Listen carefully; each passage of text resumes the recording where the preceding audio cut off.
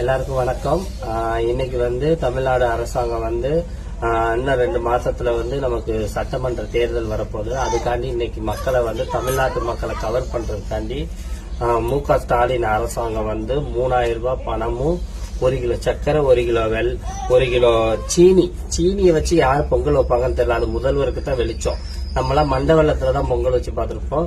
சீனி கொடுத்திருக்காரு. சீனி டீ காப்பி தான் போடுறதுக்கு யூஸ் ஆகும். எதை கொடுத்தாரு ஒரு முழு கரும்பு கொடுத்திருக்கிறாரு. 1 கிலோ பச்சரிசி கொடுத்திருக்காரு.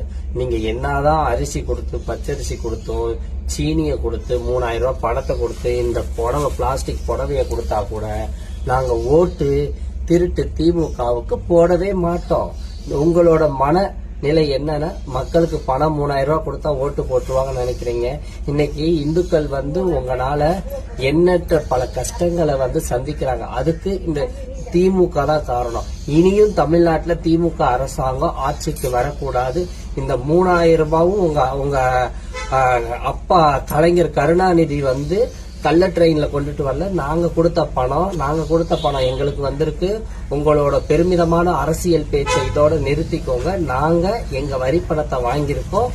உங்களுக்கு நாங்க ஓட்டு போட மாட்டோம். இது சத்தியம். நான் கும்பிடுற இந்த மதுரை அழகர் கோயில் மேல பெருமாள் மேல சத்தியமா சொல்றேன். நான் திருட்டு திமுகவிற்கு இந்த திராவிட கட்சிகளுக்கு ஓட்டு போட்ட மாட்டோம். ஸ்டாலினுக்கு எங்கள் ஓட்டு கிடையாது. இந்துக்களோட ஒட்டுமொத்த ஓட்டும் இந்து மக்களை ஆதரிக்க கூடியவர்களுக்கு மட்டும்தான் எங்கள் ஓட்டு. ஜெய் ஹிந்த்.